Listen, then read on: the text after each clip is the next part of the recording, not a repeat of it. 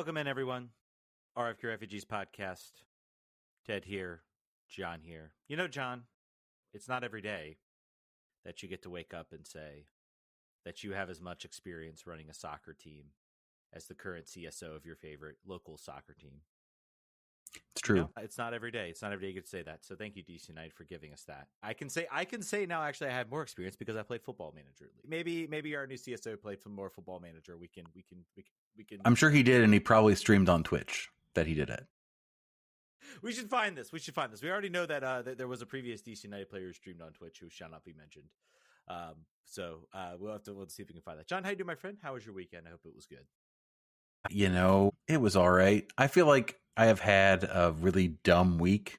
I think DC United has contributed to that. I think substantially. The world has contributed to it. I read a long Substack article about how no one reads anymore and what the consequences of that, and like how everyone just absorbs information through like charlatans talking in short videos using emotion to appeal, and like the loss that comes from not being able to read an argument and actually grapple with it, and that we're losing that ability to function and like critically think. And it bummed me out so much that I deleted like half of the apps on my phone, and I've just been reading old books on Kindle through so that was like where my head was. Mm-hmm. And then all of the news that broke last week, the chaos that was Tuesday morning. So yeah, man, it's been a dumb week. How about you? Did you have a better week than I did, or at least not have a mental breakdown like I seem to have having? Well, I don't want to say I don't think I had a mental breakdown. I took a trip. I played the old like uncle when their niece wants to go to a concert, but the concert's expensive, so your wife's the one that takes them because 3 tickets is just way too expensive, and then you sit in a hotel room, and I watched DC United. I got to ask my press conference question. Then I got to wake up in the morning and had some semblance of sports success watching my Williams driver Carlos Sainz take third at the Baku Grand Prix. I got some like joy out of sports just watching that. And you know, it's a perfect recognition of a organization that put a very talented, young and experienced team principal in James Vowles in charge. Trusted him through some pretty rough moments, but, you know, kept him on board. He showed some promise. He made some good moves. They didn't just, you know, jettison him or fire him. They gave him an opportunity. Now look where they are. Look where they are. They are pushing through the top. They are building an organization. I don't know. That's just the message out there in the void for anyone else running a sports operation about maybe how you run things, and you don't just, you know, completely jettison things. Yeah, but it was overall it was a fine weekend. I think it was an okay weekend. So now we get into it. Now we talk DC United. I guess like do we want to start? We could start a little bit on the game. The game feels very. I think we could just work through the week. From right after our show ended to where we are today. I think we could probably just do that. Yeah, and you deserve some credit, man. I'll let you take the credit. You said on Monday night, you said that you thought Ali Mackay's days were numbered. I said I don't know if numbered is the right word. Maybe I was a little worried about it. It's kind of like the first like canary in the coal mine. The smoke is burnt, but maybe the fire is not as bad. But nope, it was announced literally the next day that Ali Mackay had been let go. Yes, the powers of my predictive ability know no bounds. It was like last week tonight was saying when they were talking about canaries in the coal mine. He's like, the coal mine is all canaries at this point. It's unfortunately, it's just the floor is covered in canaries. Yeah, no, I mean, I think, you know, there were a couple things that sort of hinted at it. The fact that he wasn't at the season ticket member conversation where basically pitchforks and torches were being waved in the face of ownership. He wasn't there for that. Everything that came out about the firing made it sound like our mistake was believing in someone that didn't have the track record and being inexperienced. And that's why we didn't.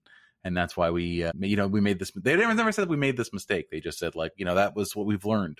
We've learned you can't trust inexperience. So yeah, Tuesday. So they totally then just said, we're going to go with an extremely experienced person to take this job next. We are. A guy with so much experience, like experience coming out and just like totally qualified, completely 100%.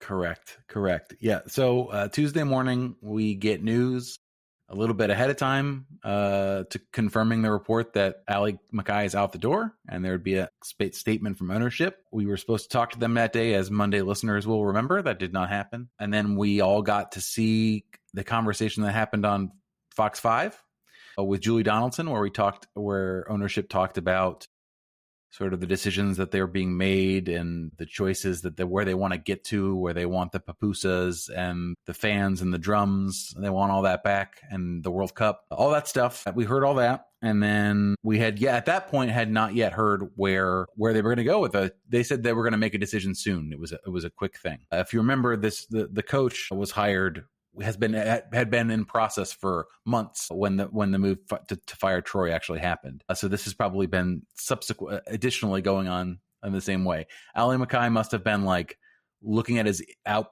Outlook email box and just seeing no emails from his boss come in there anymore. Like no one's talking to him on Teams, and he's like, "Man, that's weird." So we didn't know anything yet, but I think Steve was the one. Was it Steve or Tom? It was Tom. Sogut and Steve. It was Tom was the first one, and then Steve kind of confirmed it. Yep. So the word was there were two options, and I don't have the second one. If you could Google it for me real quick while I'm talking. The first was Mesut Ozil's agent with zero experience working at any soccer club. And the other was, I believe, was it the general manager at Toluca?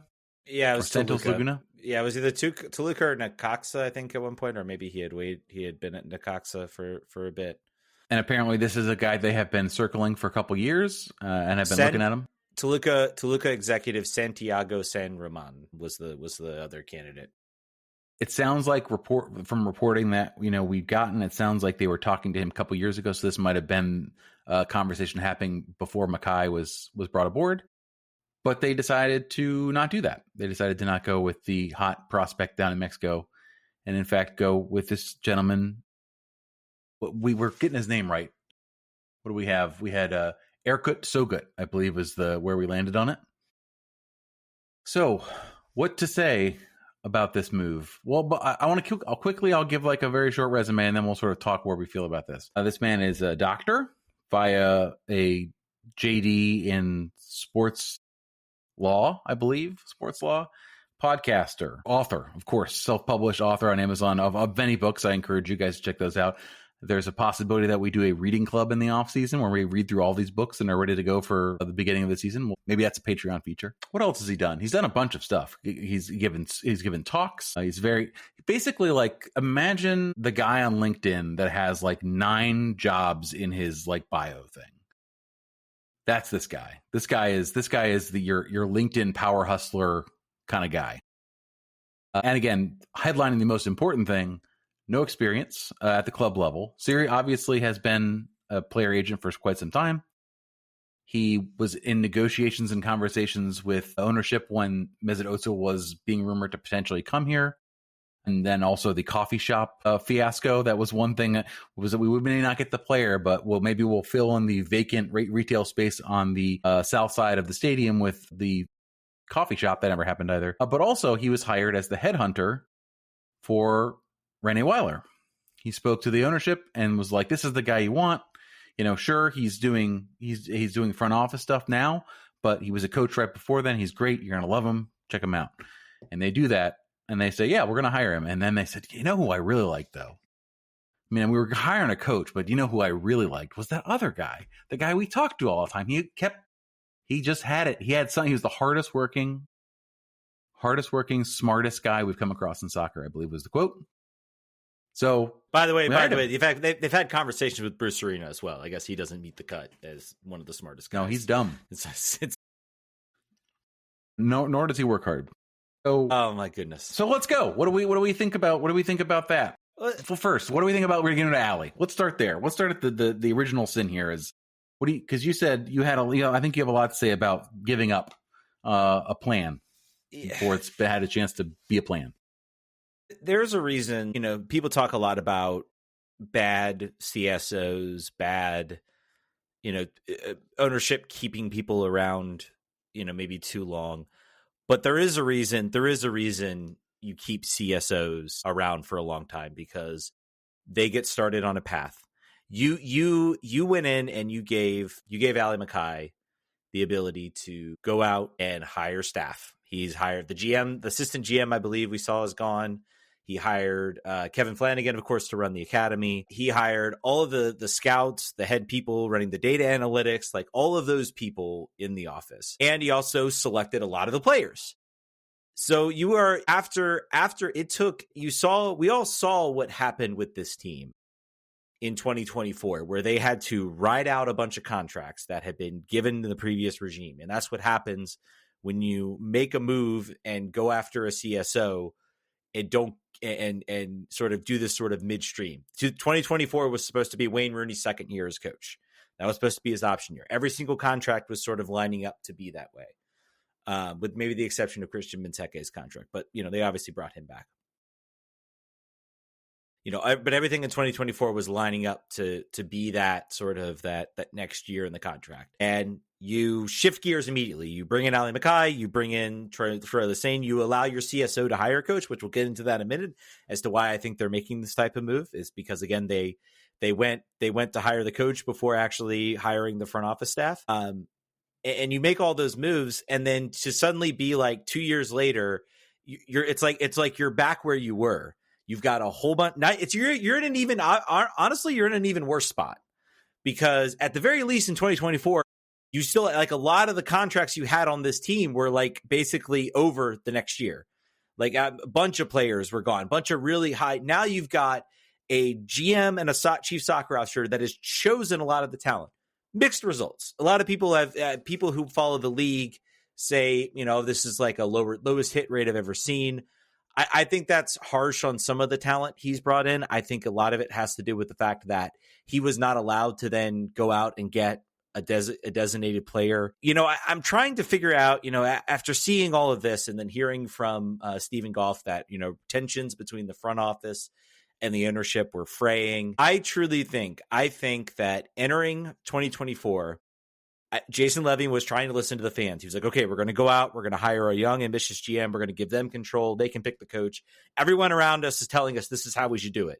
So we're going to do it that way. Then he let him have the reins for 2024. Wasn't much he could really do anyway. I wonder, I was like, where was the point? Can we see any in the moves that this team made? Where was the point where maybe Jason said, I think I made the wrong choice. I need to step in and start directing this thing, because I don't think my GM is doing a good job of doing this. And I think it was the Matthias Klick trade. I think going all the way back, I think that was the trade. I think Ali Mackay said, I went to Jason Levy and said, you said I could have control of this roster. We need to figure out Matthias Klick. I would like you to put forward the money to buy him out. Because everybody, that made the most sense. And again, I have nothing but conjecture. I have no inside information, nothing. And then I think this was Ali Mackay doing the from the Brad Pitt move from the movie Moneyball, where the ownership is, except it's reversed in that you got the ownership saying, sorry, no, we're not going to do that. You have to deal with him this year. And he's like, well, I want him gone.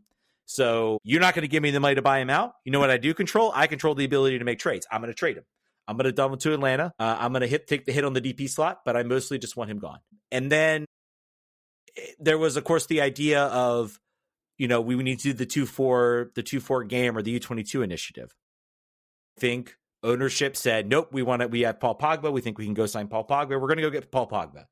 And I think he said, I'm getting no say here. I have this whole plan I've drawn out. I have this whole idea on how I want to do things. And I'm getting undercut at every single turn now. First, it was not being allowed to hire the coach I want to hire. Then it was not being able to get support from ownership to get out of some of these contracts so we can actually start this rebuild and actually build the team that I think they want to have. And now it's like, I don't even get a choice in what DP we hire. Now I have to forfeit $1 million in GAM. I still think that led to the trade of Teku Pietro. So I think it was this was whittling down. The season went terribly. It just feels like, again, the ownership group just can't seem to help themselves. Whether it's Steve Kaplan or Jason Levy, they are so. And the most frustrating thing is everybody thinks this is just like a real estate gamble.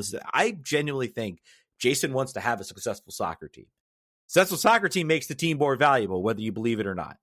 The problem is he doesn't want to go through the slurry. He doesn't want to go through having Logan Sargent as your number 2 driver joke for F1 fans there, or the risks about that. He says, no, I want Carlos Sainz and Alex Albon right now. I want to be winning. I want to do this. I want to be out there like competing and being competitive. I think the Fox 5 interview gave an insight into what they're thinking. They want this team to be good in 2026 because the World Cup's going to be here. And I think it is such an insult to the fan base here in DC. Their line of thinking about what fans want. The whole interview was talking about how just a few years ago we had Wayne Rooney and everything was great. Jason, that was 7 years ago. That was pre-COVID. Yeah, that was Trump. Yeah, that was Trump's first term. That was before the midterms. Ted and I had brown hair during that time period. During that. That was 7 years ago. And then talking about the pupusas at the stadium, like, what are you doing, man? So what have you done? What have you done for me lately? What have you done? It's such an insult. It's he literally thinks that, and I think a lot of soccer executives are overselling the impact that the World Cup's going to have on soccer in this country. Oh, I think it's going to be a big event. Soccer is already known. I can turn on the TV at pretty much any time on a Saturday morning and watch Premier League soccer. It was not like that in 94. That was a big deal when the World Cup was in 94. Yep. Everyone already knows about soccer. I've said a lot. Yeah, I've said a lot. That it's pretty obvious what their thinking is. I'll get into the Sogut decision, but I mean, anything else you want to add? I don't want to take it up. But no, I mean, I think there are two wolves inside of me about this move. One is that I don't think Ali was a very good GM, and I think he was over his skis in general. I carry more water for the argument about the bad player selection. I don't know how much his hands were tied. We'll never know unless Ali wants to DM us and tell us. I really think that'd be a great idea on his part. But to your point, I think once you commit to being bad, be bad through the 3 years. Go ahead. What's the difference going to make? You're going to bring us in and you think you're going to be good next year. I'll bet $1 you won't be. I just bet $1 you won't. I think that you need to own the selection. I think that they used a firm even to hire Ali. They use a search firm, and they've used a search firm for every move except from Wayne Rooney. Own the fact that you are making bad choices. I don't care who your advisors are. Get new advisors. You're not making good choices. And that the buck stops right there. Todd says about the Click situation, saying they made a mistake of putting Birnbaum on the season-ending injury and not being able to buy out Click or something like that, which is not. I don't believe that is true. According to Levian, Troy wanted him out, and Click felt the same. He was blunt and said, "We effed that one up." I mean, they had an opportunity to buy out the next year. I believe Birnbaum was the prior years. Well, Birnbaum, no, because they bought out the left back. Rabbi Morrison? No, the left back. Oh, yes. They bought him out, and then they bought out Birnbaum. Here's what I'll call BS on that. It's been well reported that MLS have been teasing this second. They had to wait buyout. a week. It's well known that MLS is doing that. I guarantee you, if they are so truly out of the loop that they didn't know, the owners are all in the meetings. They're all having votes on this. They're all having decisions on this. I do not believe for a second that Jason Levy and they were not all aware that this second buyout was coming. I do not buy that. And that is an easy out for Jason Levy. And I don't buy that for a second. Levian also, by the way, does not sit on the rules committee. He's not selected for that select group. So maybe he didn't check his email that week. Who knows? I mean, these are all things we will never know. Where was that information disseminated? If it was Ali, if Ali should have known, that's a mess up. If Jason should have known, that's a mess up for both of them. And why would they not come out? The damage control around that move as it was happening, I think, was very strange. Like, everybody in the world was like, oh, well, obviously we're going to get a lot of salary cap relief back. No. Okay, well, obviously we're going to get a DP slot back. No. All right, so what are we getting? And there was just no real coherent communication. Like, we just want to give chances to our young players. And now watch us as we sell our best young player for $1 million. And then later use that same money to buy back an older young player to see where he's going to be. That dog does not hunt for me, I guess is what I'll say. And I don't think it hunts for you either. Go back and look at how when MLS made that announcement about the second buyout and how quickly teams took advantage of it around the league. Even Nashville took advantage of it right away. Right away. So this was very much well known.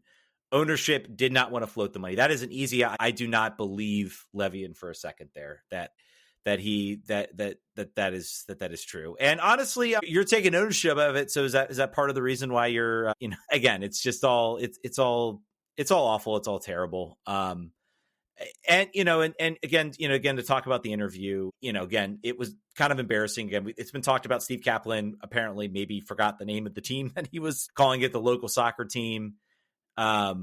we awkward talk for a living. We've been there, not for DC United, but we've been there for other things. Yeah. Do you know what the most really the most embarrassing part? I think it was when the Fox 5 interviewer, and I'm not ragging on her at all. I don't think she was given much prep. I don't think she was given much time to prep for this. I think Fox 5 probably called her on her lunch break. It's like, hey, go interview the owners of DC United, or maybe that was that morning. Who knows? But she asked about the beer snake. Oh, do y'all participate in the beer snake? It has got to be the levels of embarrassment. And if Jason and Steve are not so embarrassed in that moment, that literally you have a stadium that is built to play DC United games. And the most known tradition out of that interview comes from the football team, the secondary football team that plays in the XFL that probably won't be here in a couple of years because Dan Snyder sold the team. That the fans of that team have created something more relevant right now amongst DC sports fans than anything DC United has done in the past 7 years. It's truly how do you not be embarrassed by what this is and then throw out this horribly unqualified chief soccer officer? He's unqualified. He is not qualified to run this team. All right, I got more to say. Yeah, any chance you guys could get an interview with Mackay and Lassane? Probably not. Those guys still have a year on their contract. Right. Talk to us in 12 months. Our DMs are open. You can just let us. We would love to have a conversation with you, but we'll see. All right, Eddie. I have some thoughts on the Sogut move. I have thoughts on what's driving it. Maybe it's obvious. What are your any other thoughts? I guess you have about Mackay's firing. Anything related to it, and I'll let you have the first word on this. Sure. Yeah, I think I've been reading. So I think when the news came about, there's one guy on Reddit that's into this move and is like, this is really going to give us an opportunity to exploit the international market, which is funny. As that's why it's like, oh, we've never thought of that. We've never tried to do that before. Now we're going to be able to do that because of a guy being an agent for a retired player. I think the entire world is sort of like, this is the burden of proof is heavily on DC United to prove this is not a ridiculous move. Because on its face, it is. Every analyst, every podcaster, every league observer has said this is an unserious move and an insult to the fans to bring this guy in here. If it's not, ownership has to do a really good job of explaining why that is. And it can't be that he's hardworking and smart. There's lots of hardworking and smart people that are out there that have done any related job before. I think, we can't know, but it seems very much like this guy. If you're a headhunter, if you are a person that talks for a living, you can talk for a living. You can be very persuasive. You can use the right MBA buzzwords. You know how to. There's a thing that happens in professional spaces where when someone speaks like you, and when someone comes from the sort of same milieu and can use words like panoply and throw things out there like that, you inherently trust that person. You see yourself in them and you say, I don't know what it is about that guy, but I like him. And I don't think it's that he reminds me of me. It must be something else. It must be that this guy is in fact just great. I think that this is a really troubling move. The only when I say the positive thing, and I don't want to steal this from you. You've been on this very early about what this means for the coach and what where his power lies. So I don't want to steal that from you. You lead with that and then get into your thoughts. I mean, honestly, I feel like this part of I was trying to find the part of the interview. It says we started to think here's I think this is directly from Jason. So we started thinking about what we wanted to do with general manager, sporting director side. We learned about Erkut. And as we talked through the candidates, we really wanted to realize they were him. Number one, the strong partnership with Rennie about how to build a squad. Number two, interrelational relationships. So I think they're underselling a little bit. I think this is all about, again, you've already hired the coach. And let's be fair. Renee is showing to be a pretty good coach. This team is showing to be more organized. There are players, and I talked about this on my Blue Sky, is like I'm watching players that people wrote off and said, oh, they're terrible. And I'm watching them elevate, play better. The effort is there in ways it has not been for months. And I'm like, maybe your GM, your chief soccer officer screwed up in the first coach hiring. Maybe you finally spent the money and maybe the guy's talent evaluation wasn't all that bad. Maybe he actually had some ability to get talent. Kai Rolls has looked great. It was so, the biggest thing was like, it was like, I couldn't tell what the difference was between, Kai Rolls and let's say, and who's the guy who got red carded? Oh my gosh, why am I blanking on his name? The guy who was not, yes, on our team, who got red carded in the game against Orlando with Bartlett. The guy who got red carded. Who got red carded against Orlando? He was not playing that game. I can't think of his name right now. Why am I just so badly blanking on it? Anyway, but the difference between sort of the first guys and the second guys, couldn't really tell you difference, and I could tell the difference as soon as from when the Orlando game and then from the Miami game, DC was able to, at least in the first half, able to very much lock down the team defensively. So that's a difference. And, again, Barraza out here, people have been talking a lot about Barraza. So this is all to say, like, Renee has done a good job as a coach. This feels like the move is more, to me, it feels like that the team has just had such a tumultuous relationship amongst, we talk about the Hernan Losada days and just all the strife that was happening between the coach and the front office. Then they went and hired Ali Mackay, and apparently the same strife developed. And then everything between Wayne Rooney and how that soured very, very quickly between them and the ownership group. It just feels like they hired Renee. Things started to look better. They started to look more competent. There started to be a shift in positivity. And they were like, well, now we don't want to upset this mood. So let's go hire a guy who works well with Rennie. We know he works well with Rennie. And then we don't have to deal with that whole strife between, the CSO wants this guy, but the coach wants this guy. He talked about apparently, and I don't know how much I trust Jason Levine at this point and what he says, but that the team was looking to bring Wilfred Zaha. And they got all of the talks and everything. They were ready to go to make an offer. And then they went to Troy Lesesne, and Troy Lesesne's like, no, I don't want that player. He doesn't fit what I'm trying to do. And so then they stopped everything. And that just kind of shows you a little bit about the chaos, I guess, about how this team is run. Like, you would think like everybody would be on board. Like, you would have a meeting where you would discuss these decisions. You would look at the players and between the manager, the coach, everybody, and everybody's like, yeah, we like that player. Let's go get that player. That player fits what we want. It's just, it really just shows sort of everything. So I think that's why he's here. Yeah, maybe there's some sort of connection they feel like he has in the international market. That's what he brings to the table. But I truly think it's because he's not going to upset Renee. We like Renee. We want to keep him here. We want to keep him happy. He's brought us, more positivity in several weeks than we've had in months, in years even, you could say.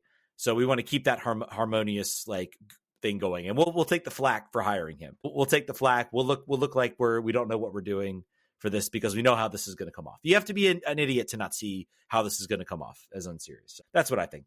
Tell me I'm wrong. I can't. I will tell you that. I would tell you that betting the farm on keeping a guy happy who hasn't stayed at a job for more than 2 years since 2011 is probably a bad strategy. 3 years, 2 years, 1 year, 1 year, 1 year, 1 year, 1 year, 1 year.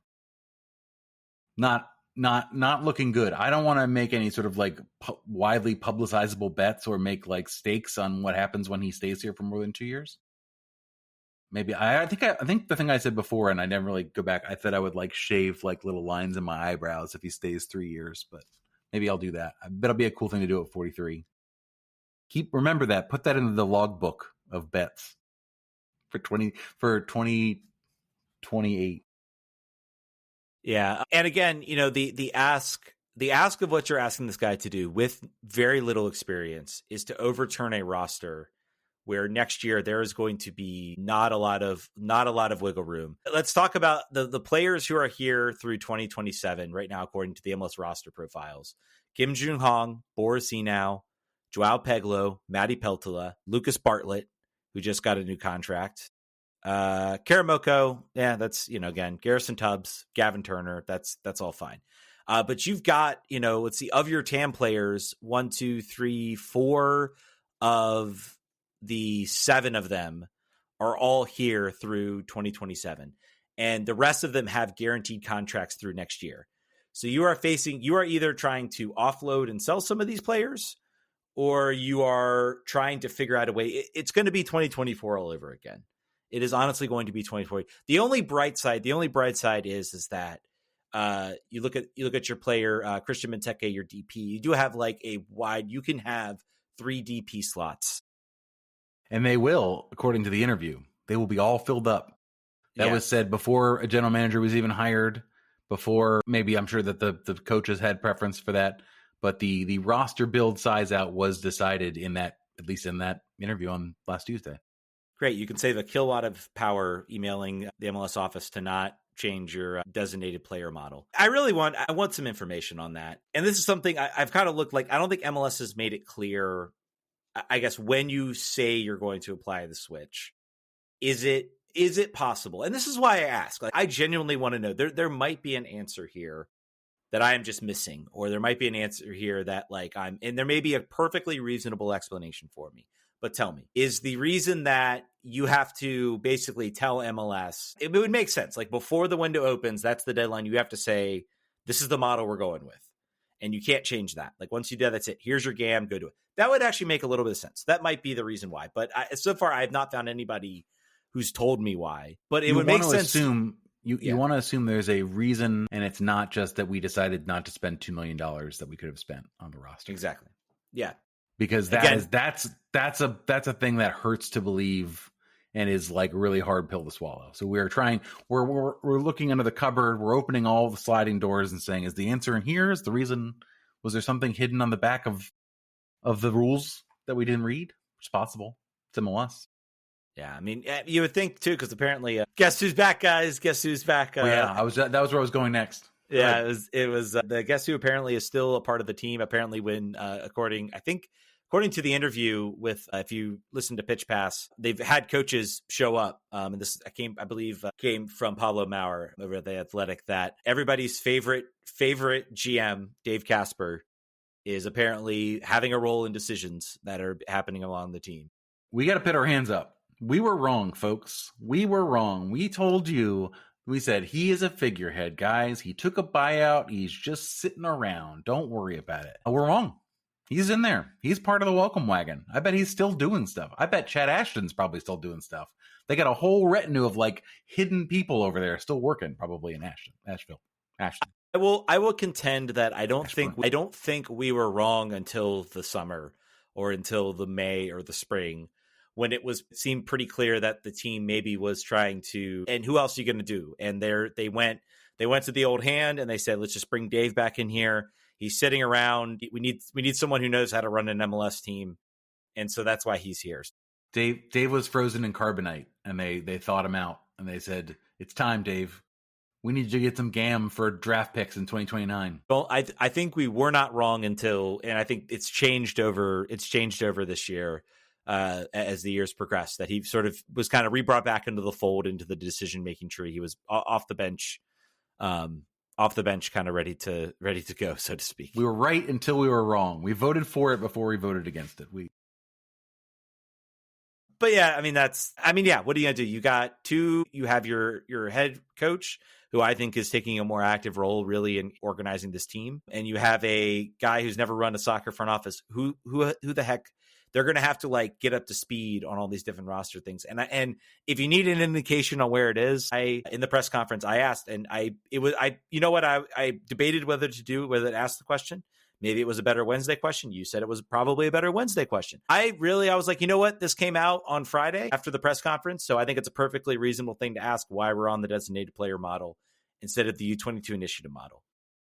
Coach said he didn't know. You know what? I'm not going to be mad at him. He's new to this, but I think it's more of an underselling. He probably didn't know what the heck I was talking about. He probably didn't know what this thing was. I wonder if I hoped at least that question would spark and be like, what was that guy asking about? To initiative. Oh, let me Google that. Oh, we could have had $1 million in GAM that we could have used to help our roster. And you idiots didn't do that? What is going on here? Again, he talked about how he wants more players. He wants better players. Yeah. Rene is the only guy we don't have smoke with right now. I feel like Yeah. we're big Rene guys right now. So that's the one guy that we don't have any harsh words with. Yeah. All right. They played a game. Yeah, they played a game. They did play a game. Well, one more thing to talk about. The thing that's come up, the MLS Next Pro team in Baltimore. Aha, yes. The long running team, Jason's brought it up again, says, oh, they want to have a stadium. They're supposedly, apparently it's going to be Carolina core. It's going to be a relationship, a loan. Sounds similar to what they had with the Kickers. It does not sound like they are taking anything over. I mean, on the one hand, I guess it's good that you have a sort of fast track agreement that you can get together and loan players out. On the one hand, on the other hand, it's like, again, it's like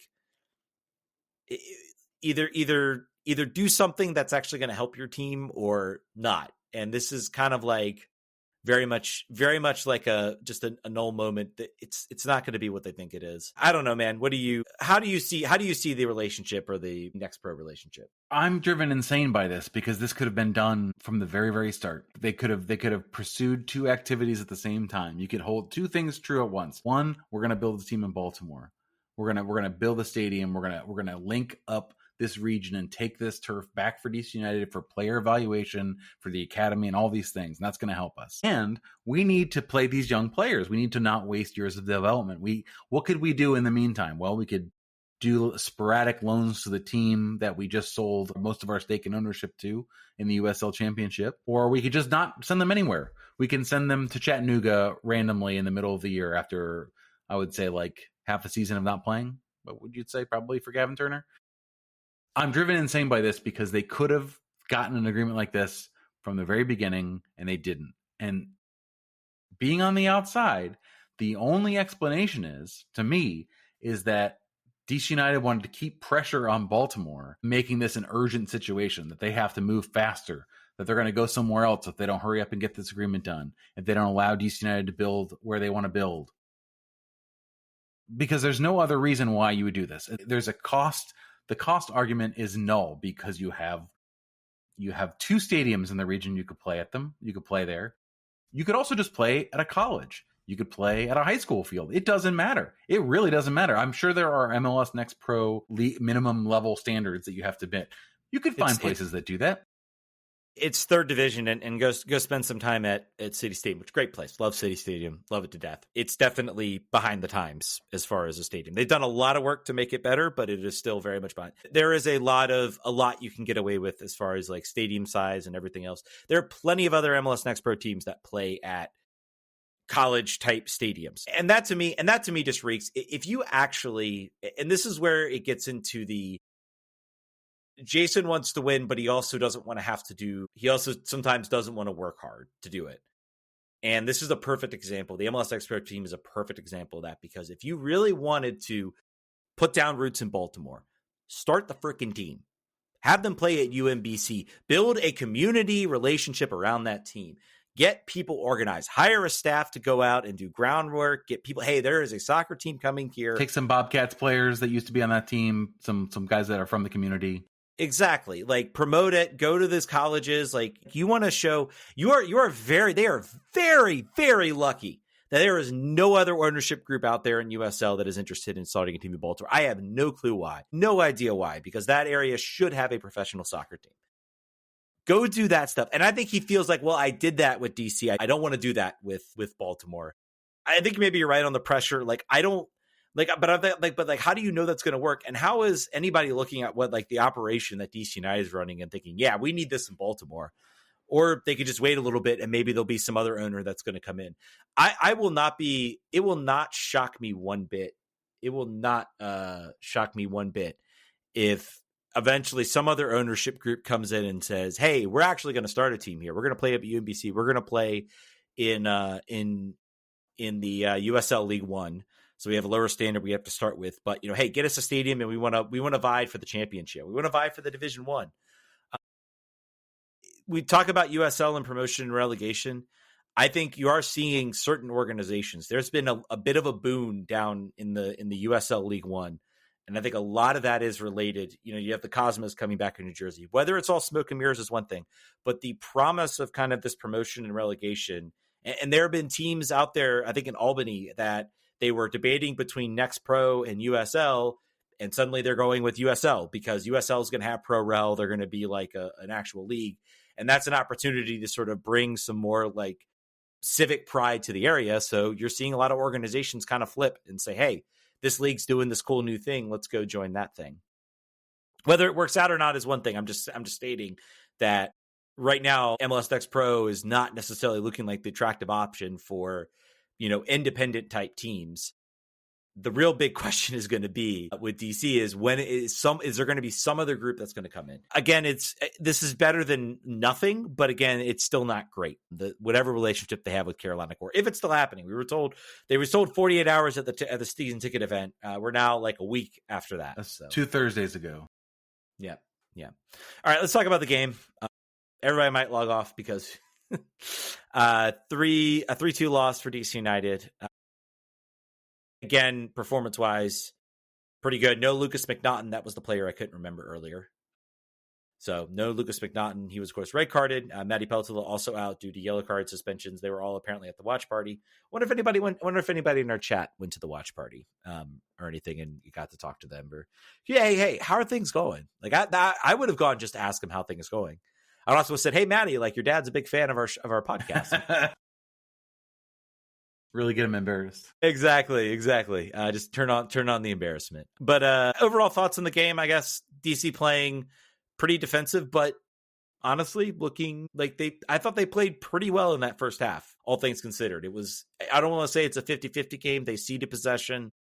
They played kind of a 4-2-3-1, kind of relying on Cervania and Jackson Hopkins to kind of like just gunk up the middle. I thought they did a really good job in the first half. It was clear their goal was, do not let Messi get the ball. Like, just whatever you do, he cannot touch the ball. If you can stop that, you can stop a lot of what Inter Miami wants to do.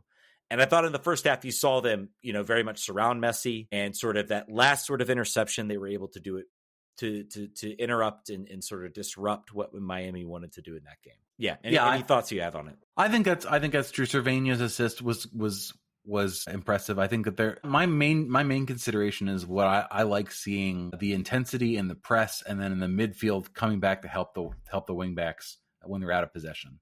I think the line of engagement has changed. It's pushed a little further back, which is good against Miami and potentially against any team. That this team was obviously trying to play more compact. You can't necessarily count for Messi. Messi is going to do what he's going to do, and he did. They were able to keep him off the ball a bit more in the first half, like you said, and only were down 1-0 at half. But I can't be too upset about sort of anything about it. I think the effort was there.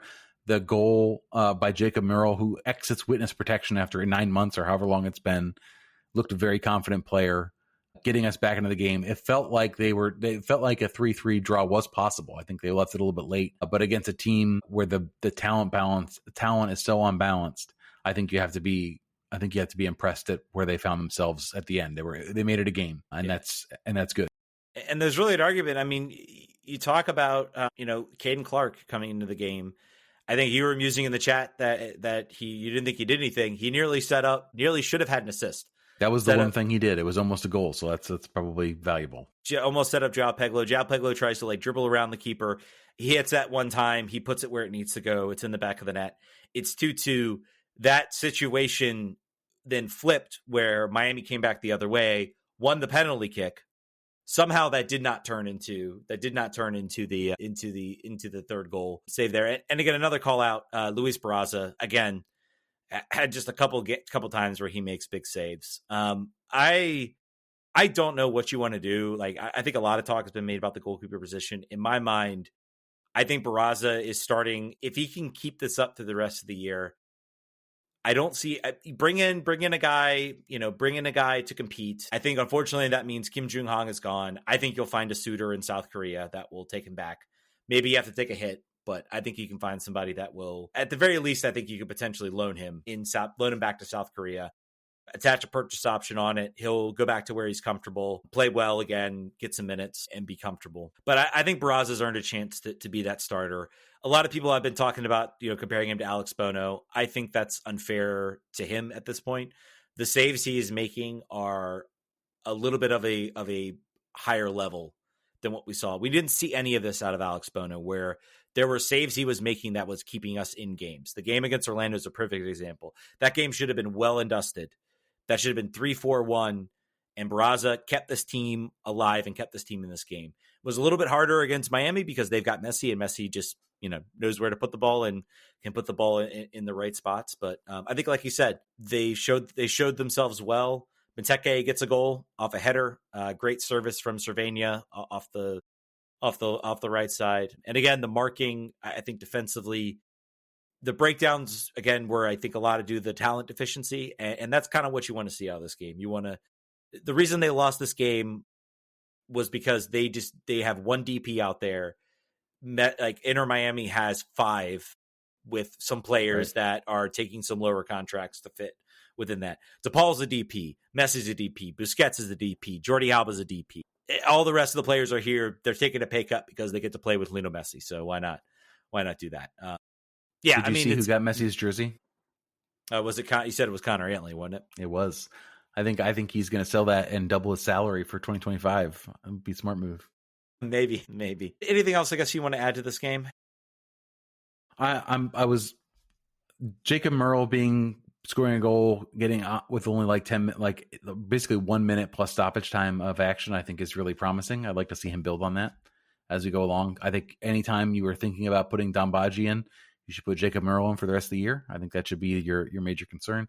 And I wanted to agree with you about Barraza. I think that this team there are enough holes in this boat that I don't think this is the one this is not the hole you got to plug. This is one you can just patch over. And I think that we need a better center back. You said Kai Rolls did well overall since he took back. It's hard to judge him really about getting made to look a fool a couple times in this game by Messi. And I think one of their other attackers did a similar thing. It's going to happen. I still think this team needs, we've done a million times what this team needs. This team needs a really good center back. It's just unavoidably true. At the very least, I look at Rawls and I'm like, he's a guy that can be more of a rotational piece with a actual TAM level, high salary type center back, a guy who can come in and be that sort of towering presence. And then it's sort of maybe him and Bartlett kind of competing. And I think that's something that can kind of raise all boats, so to speak. Yeah, he's looked a little better. I think McNaughton is been the weakest of our defensive line at this point. I'm ready for him to set sail. He's the player I could not remember. We're getting a lot of nautical allegory or analogies here.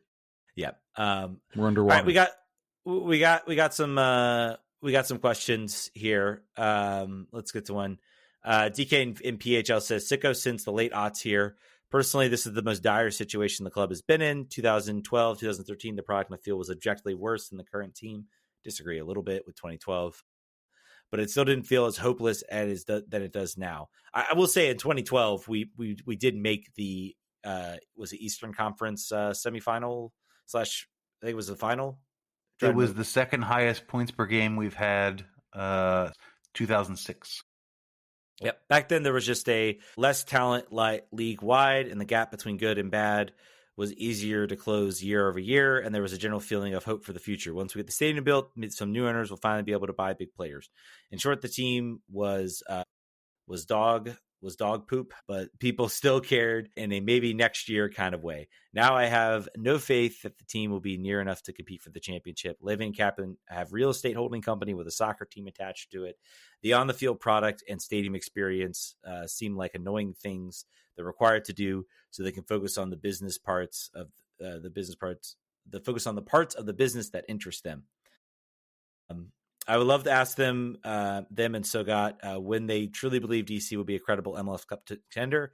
Is there a 3-year plan? My theory is just looking to spend enough for the team to finish between 6th and 9th, get bounced from first to second round of the playoffs, do the bare minimum to get the critics off their back so they can go back to the crypto deals or whatever. Again, I've talked I'd kill for us to be in 6th place every year from here on. That would make this podcast about 150% more fun to do. Yeah, give me that. I will contend, like, if I still think if this were truly just about like what a lot of people say about this, about sort of the real estate development, then Dave Casper would still be the GM of this team. They would just kind of cycle through coaches every year. Which maybe he is, actually. Yeah, maybe he is. but they would not be out aggressively. Think about other owners. Do you ever see the FC Dallas owners, the Hunt family? Are they ever out talking about DC? Do you ever see the owner of the Rapids, who owns Arsenal, and Sam Kroenke? Do you ever see him going out and talking about, like, doing the lines, talking to the local podcast media? Jason would not be doing this. And again, you can look at it as cynically as he knows he has to do this to try to convince people this is good because they're bleeding season tickets. People are mad. The pitchforks, everybody's upset. Or worse, there are plenty of people that just do not care anymore. They're just like, we're done. I'm done with season tickets. I'm done this. They can see those in the numbers. But that all comes from the fact that they want to build a good team because they know that all leads to more of what they want, if you want to look at it like as cynically as it is. Again, I mean, it's a business, so that's the core of this here.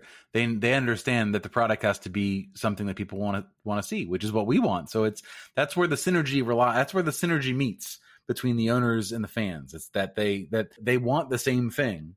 They want it in different ways, and they'll talk about it in different ways, and they have different ways of evaluating success, but they want the same thing. And, I think that there is a very strong chance that they are going to fill all 3 DP spots. They are going to spend. And I don't care if it's to get to 6th place and shut people up. Great. Shut me up. That'd be fantastic. I think that if you just look historically where this team is, I will grant you that the latter days in RFK, the Open Cup in the year where we set the record for 0.47 points per game, awful, dog ass, miserable to be a season ticket holder of, which I was. There was the cavalry coming over the hill. The new stadium was going to change things. It's going to be the glory days again because the stadium will come. And then it came, and then we weren't. And now that has sort of punctured the balloon for those people because there's no cavalry coming unless you believe ownership and that you trust them to make good decisions that put us in a place to be successful. And it is not illogical for people to say, don't buy it. I don't buy it. I've heard a lot of talk. I've been in the same place before. I don't buy it.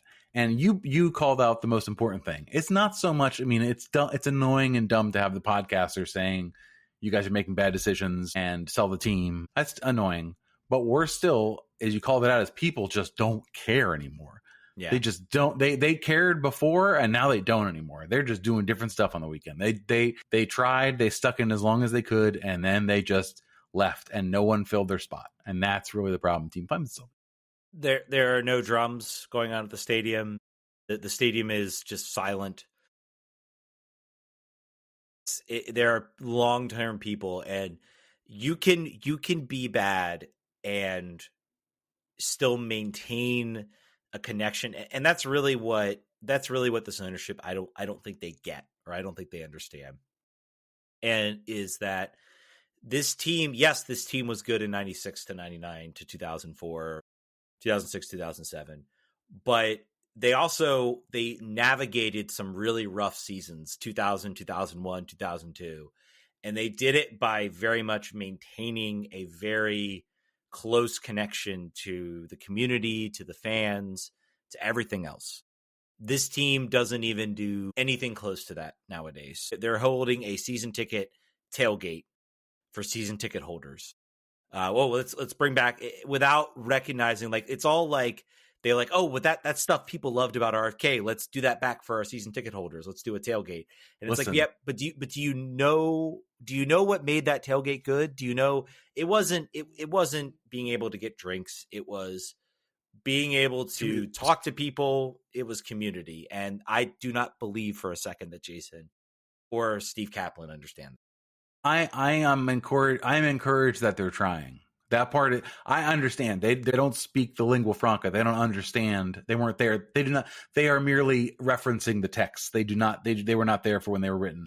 But I think that it is good. They're trying. Who? Yeah, well, he wasn't paying attention. He was macheteing. He was talking to the mayor and macheteing things. I'm done with saying that this team is trying. I have been saying the team is trying for the whole 7 years I've had this darn podcast. I'm done. You don't get to try anymore.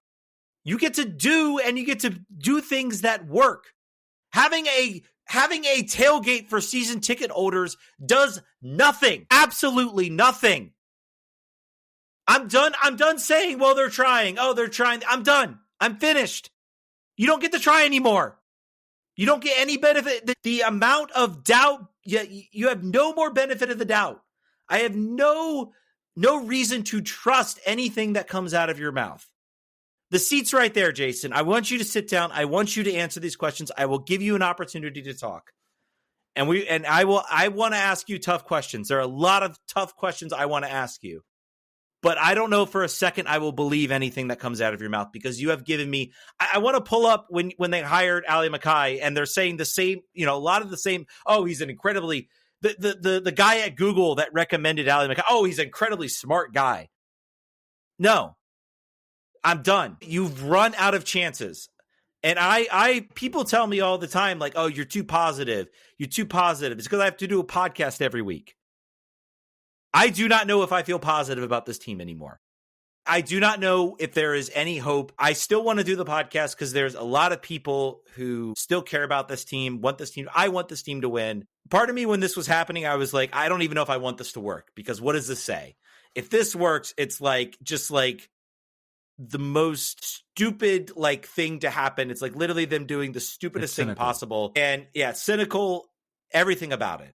Sorry, I didn't mean to have a blah. I'll let you talk and finish. But I just meant the ticket salespeople trying to do something and anything to make people happy. I don't mean the owners. They didn't come up with this idea. I just meant whoever was like, I don't know, let's try this thing. They're not just like, it's Latino night and we're gonna spell the people's names wrong on the board. That's possibly fair, but I don't know, man. It still feels. I feel like it feels incredibly, even for the people there. And I know those people don't get a lot of say, and I'm not. It's just I don't even want to give them any sort of credit of they're trying this. I'm like, no, they don't deserve it. I'm not gonna go and badmouth people doing their job. That's fair, but they've run out of chances. I don't want to hear anything more about, well, they're trying. It's done. I'm done with them trying. They're trying and they're doing it badly. All right. Anything else you want to add? All right, I think that's going to do it. We might have burned our chance, so I don't know if we'll have Jason Levine or Steve Kaplan on this show. Probably not. So I hope you guys enjoyed it. Thank you guys for listening. We'll catch you guys next week. Vamos. Vamos.